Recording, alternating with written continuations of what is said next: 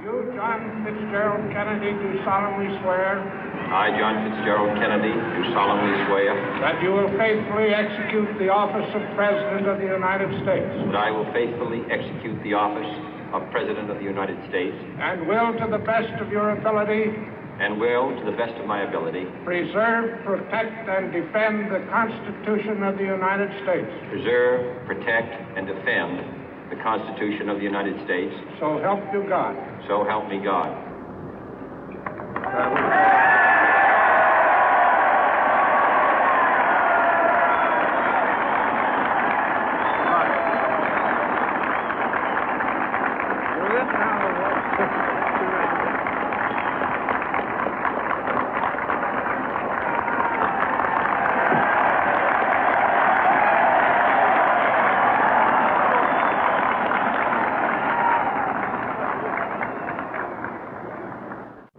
Vice President Johnson, Mr. Speaker, Mr. Chief Justice, President Eisenhower, Vice President Nixon, President Truman, Reverend clergy, fellow citizens.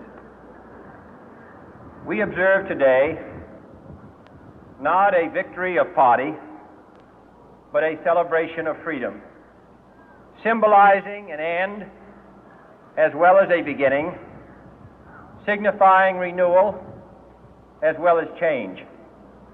For I have sworn before you and Almighty God the same solemn oath our forebears prescribed nearly a century and 3/4 ago.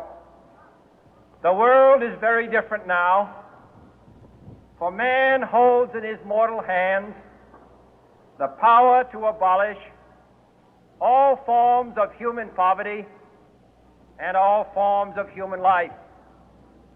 And yet the same revolutionary beliefs for which our forebears fought are still at issue around the globe. The belief that the rights of man come not from the generosity of the state, but from the hand of God.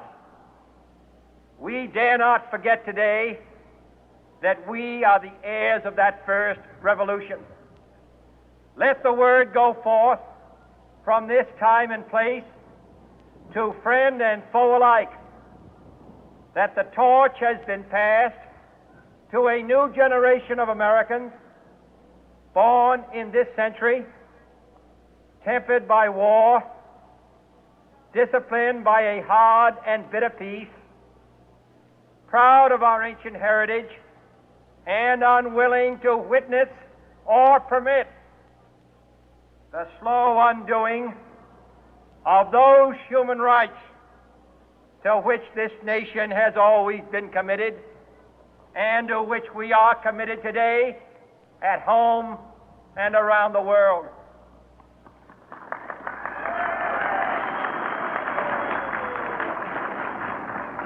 Let every nation know, whether it wishes us well or ill, that we shall pay any price, bear any burden, meet any hardship, support any friend, oppose any foe to assure the survival and the success of liberty.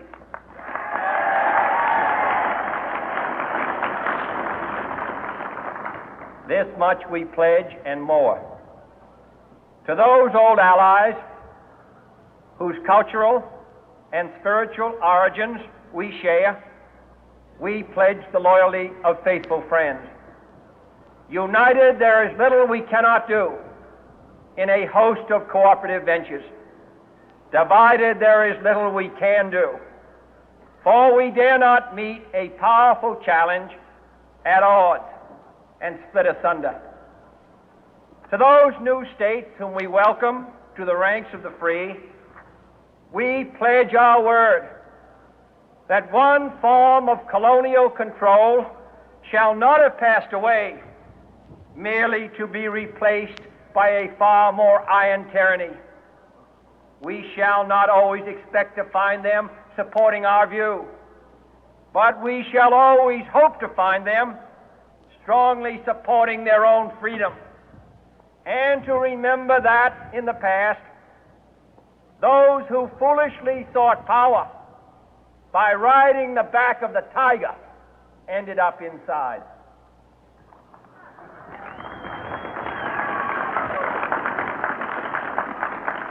To those people in the huts and villages of half the globe struggling to break the bonds of mass misery, we pledge our best efforts to help them help themselves for whatever period is required, not because the communists may be doing it, not because we seek their votes, but because it is right.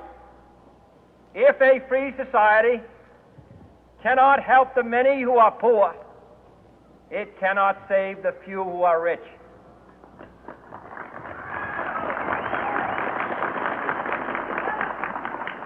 To our sister republics south of our border, we offer a special pledge to convert our good words into good deeds, in a new alliance for progress, to assist free men and free governments in casting off the chains of poverty. But this peaceful revolution of hope cannot become the prey of hostile powers.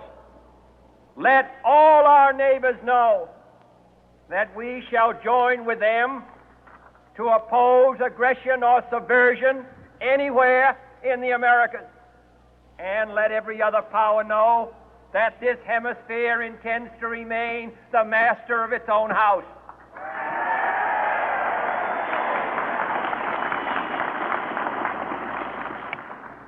To that World Assembly of Sovereign States, the United Nations, our last best hope, in an age where the instruments of war have far outpaced the instruments of peace, we renew our pledge of support to prevent it from becoming merely a forum for invective, to strengthen its shield of the new and the weak, and to enlarge the area in which its writ may run.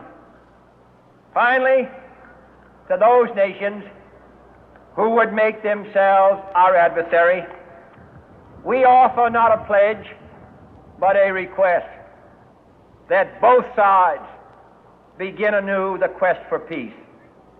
Before the dark powers of destruction, unleashed by science, engulf all humanity in planned or accidental self-destruction, we dare not tempt them with weakness, for only when our arms are sufficient beyond doubt can we be certain beyond doubt that they will never be employed. But neither can two great and powerful groups of nations take comfort from our present course, both sides overburdened by the cost of modern weapons, both rightly alarmed by the steady spread of the deadly atom, yet both racing to alter that uncertain balance of terror that stays the hand of mankind's final war. So let us begin anew, remembering on both sides that civility is not a sign of weakness, and sincerity is always subject to proof. Let us never negotiate out of fear, but let us never fear to negotiate.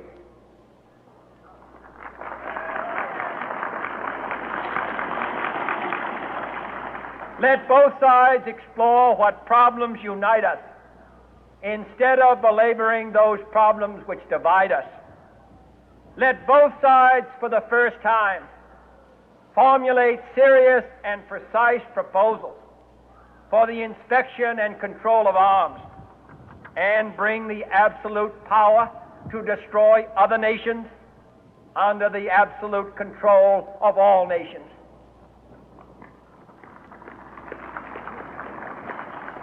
Let both sides seek to invoke the wonders of science instead of its terrors.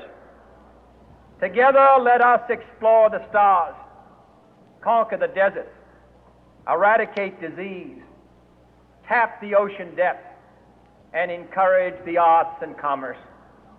Let both sides unite to heed in all corners of the earth the command of Isaiah to undo the heavy burden and let the oppressed go free. And if a beachhead of cooperation may push back the jungle of suspicion, let both sides join in creating a new endeavor, not a new balance of power, but a new world of law, where the strong are just and the weak secure and the peace preserved. All this will not be finished in the first 100 days, nor will it be finished in the first 1,000 days, nor in the life of this administration, nor even perhaps in our lifetime on this planet. But let us begin.